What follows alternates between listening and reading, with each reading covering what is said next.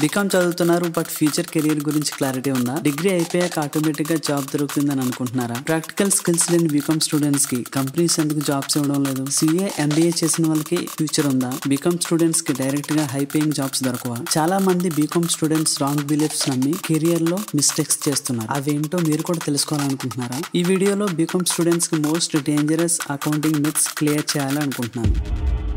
First one, BCom చదివితే job automatic గా దొరుకుతుంది. డిగ్రీ సర్టిఫికేట్ ఉంటే కంపెనీస్ డైరెక్ట్ గా జాబ్ ఇస్తాయి అని అనుకుంటున్నారా? ఇండస్ట్రీలో ప్రాక్టికల్ స్కిల్స్ లేకుంటే జాబ్ దొరకడం చాలా టఫ్. ఓన్లీ సర్టిఫికేట్ మాత్రమే ఉండి టెక్నికల్ స్కిల్స్ లేకపోతే జాబ్ దొరకడం టుడేస్ వరల్డ్ లో చాలా కష్టం.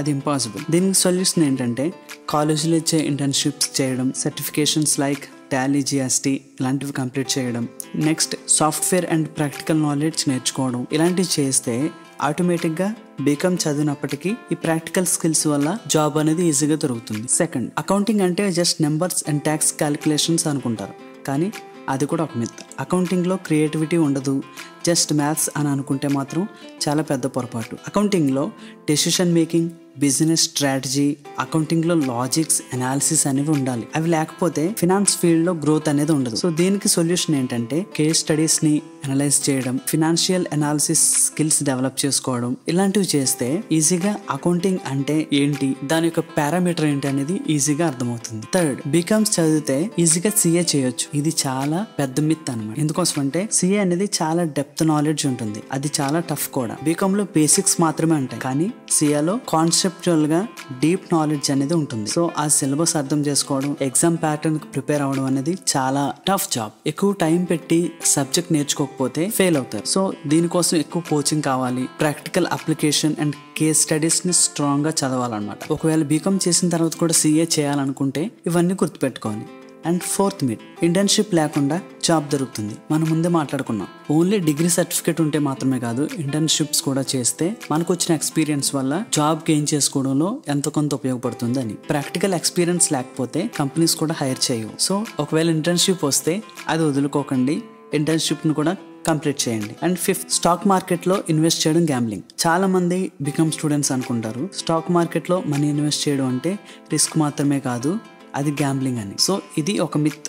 ఎందుకోసమనంటే ఈ స్టాక్ మార్కెట్ లో ఇన్వెస్ట్ చేయడం అనేది long term investment strategy. Invest చేసేటప్పుడు కూడా ర్యాండమ్ గా కాకుండా రీసెర్చ్ బేస్డ్ ఇన్వెస్టింగ్ చేస్తే స్టాక్ మార్కెట్ లో కూడా సక్సెస్ అవ్వచ్చు. నెక్స్ట్, అకౌంటింగ్ సాఫ్ట్వేర్ యూజ్ చేయడం అన్నెసెసరీ. మాన్యువల్ రికార్డ్స్ సరిపోతాయి అని అనుకుంటే టైం అండ్ యాక్యురసీ ప్రాబ్లమ్స్ వస్తాయి. ఫర్ ఎగ్జాంపుల్, ఒక బీకామ్ స్టూడెంట్ స్మాల్ బిజినెస్ కి అకౌంట్స్ మెయింటైన్ చేస్తున్నాడు అనుకోండి. దానిలో మాన్యువల్ ఎంట్రీస్ 5,000 మిస్ మ్యాచ్ అయింది. ఈ మిస్ మ్యాచ్ అనేది సరిగ్గా మాన్యువల్ ఎంట్రీస్ వేయకపోవడం, ఏదైనా మర్చిపోవడం, డెబిట్ లో వేసింది క్రెడిట్ లో వేయడం. సో ఇలాంటివి చేస్తే మాన్యువల్ గా కూడా ఎర్రర్స్ వస్తాయి. ఆ ఎర్రర్స్ వల్ల ఫైనల్ రిజల్టే మారిపోతుంది. సో మాన్యువల్స్ నుంచి వచ్చే ఎర్రర్స్ ని తప్పించుకోవడం కోసం టాలీ, క్విక్ బుక్స్ లాంటి సాఫ్ట్వేర్స్ యూస్ చేస్తే బిజినెస్ లో సక్సెస్ అవ్వచ్చు. నెక్స్ట్, ఫినాన్షియల్ అనాలిసిస్ జాబ్స్ కి ఎంబీఏ కంపల్సరీ. ఫినాన్స్ కెరియర్ కి ఎంబీఏ చేసిన వాళ్ళకి మాత్రమే ఛాన్స్ ఉంటుంది అని అనుకోవడం చాలా పెద్ద మిత్. బీకామ్ స్టూడెంట్స్ కూడా రైట్ స్కిల్స్ ఉంటే హై పేయింగ్ జాబ్స్ తెచ్చుకోవచ్చు. దీనికి finance related certifications like CFA,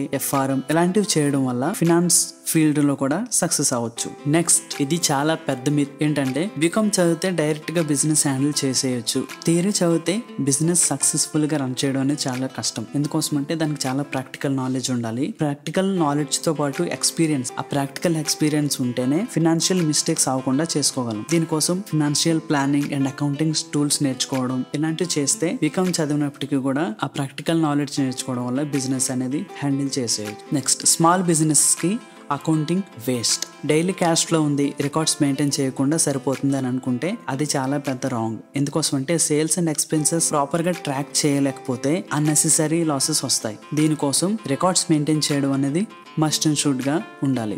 daily expenses, sales records maintain చేయడం, సింపుల్ అకౌంటింగ్ టూల్స్ యూస్ చేయడం లైక్ టాలీ, ఎక్సెల్ ఇలాంటివి చేయడం వల్ల స్మాల్ బిజినెసెస్ కూడా అకౌంటింగ్ యూజ్ అవుతుంది. దీనివల్ల ఆ బిజినెస్ కూడా గ్రో అప్ అవుతుంది. And next and last myth, business లో ప్రాఫిట్స్ వస్తే మనీ ఆటోమేటిక్ గా పెరుగుతుంది.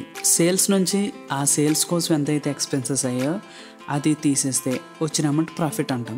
ఈ ప్రాఫిట్ని ఆ పార్ట్నర్స్కి షేర్ చేయాలి. నెక్స్ట్ సప్లయర్స్కి పెండింగ్ ఉన్న ఎక్స్పెన్సెస్ అన్ని క్లియర్ చేయాలి. ఇలాంటివి చేయడం వల్ల ప్రాఫిట్ అనేది తగ్గిపోద్ది. కస్టమర్స్ దగ్గర కూడా పేమెంట్స్ డిలే అవ్వచ్చు. ఇక్కడ సేల్స్లో క్రెడిట్ సేల్స్ కూడా ఉంటాయి కదా, సో అది కూడా గుర్తుపెట్టుకోవాలి. For example, Vikas textile business owner 20 lakhs profit వచ్చింది, బట్ బ్యాంక్ బ్యాలెన్స్ 1.2 lakhs ఉంది. అంటే 10 lakhs పెండింగ్ ఉండొచ్చు పేమెంట్స్ అనేవి. 8 lakhs స్టాక్ లో పడిపోయి ఉండొచ్చు. ఇలాంటి యాక్టివిటీస్ వల్ల బ్యాంక్ బ్యాలెన్స్ అనేది తగ్గిపోతుంది. దీనివల్ల ఏం చేయాలంటే క్యాష్ ఫ్లో ప్లాన్ చేసుకోవాలి, రిసీవబుల్స్ ట్రాక్ చేయాలి, ప్రాఫిట్స్ కాకుండా లిక్విడిటీ మెయింటైన్ చేయాలి, లైక్ హ్యాండ్ క్యాష్ అనమాట. ఇలాంటివి చేయడం వల్ల ఆ క్యాష్ ఫ్లోని మెయింటైన్ చేయొచ్చు.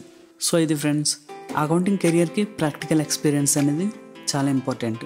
రాంగ్ బిలీవ్స్ నమ్మి కెరియర్లో రాంగ్ డెసిషన్స్ అవాయిడ్ చేయండి.